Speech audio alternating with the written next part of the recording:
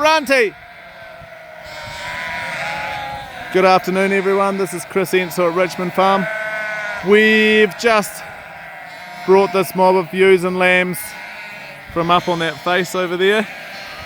It's actually been a fair haul because a lot of them decide to break back up, particularly the lambs decide to break back up the face. But we're putting them onto this paddock that we kind of semi-fallowed, but done a bit of a spring fallow. We were planning on fallowing it for longer, but then it's been so dry, it's kind of gone to seed so early that we decided it was better to knock it down while it was still green. You can see all that goose grass, which is part of the reason we've sown this mixed species crop in. Ranty, bye! Mixed species cover crop, direct sown it into pasture crop, I guess you call it, is because it's got a lot of patches of pretty poor quality stuff. So the hope is that it'll increase the fertility in it. Sit down, Cobb. But yeah, a lot of lambs are calling out for mum because usually in a shift, a couple of paddocks shift, half of them will keep their mums, whereas in this one I'd say most of them aren't with mum anymore. But come in, Ellie!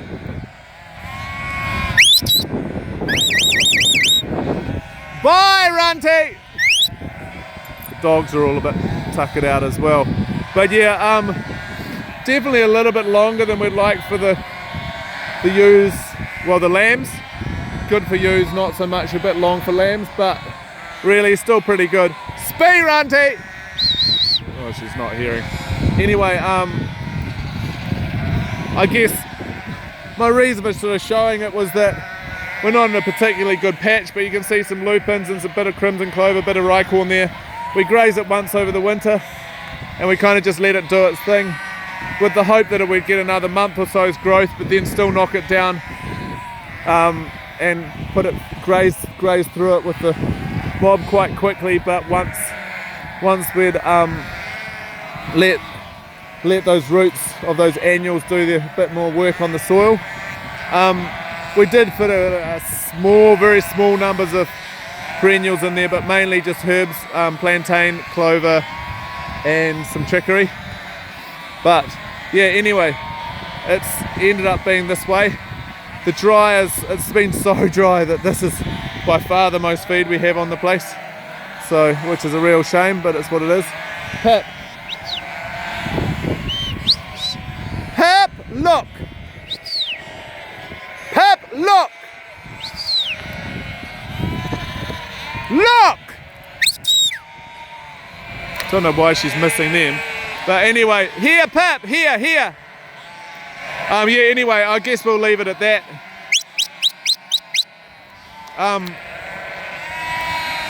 Yeah, hard to work stock with this much noise, as you can probably barely hear me, let alone the dogs hearing over when they're on the other side of the mob.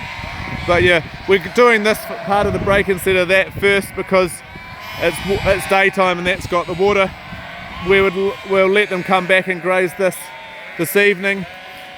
Hopefully they camp here because there's a really, right behind that ewe that's just there's a really big patch of goose grass and basically nothing else. So hopefully they camp on it and lift the fertility a bit, make it a bit better. But we're gonna have to take this fence down, I'd say. It's been a warm enough day and there's no water at this end. The water is the creek down that corner. So that's why we've got such a weird shape. That's the only water point here, so we've done a wedge shape thing. So anyway, I guess that's about that. We've got them a bit tighter. This is 85,000. We're probably more like 90,000 now that lambs are grown. 90,000 kilograms per hectare. Walk up, Pip!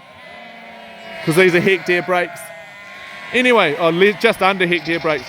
Anyway, we'll leave it at that. I hope you have a good day.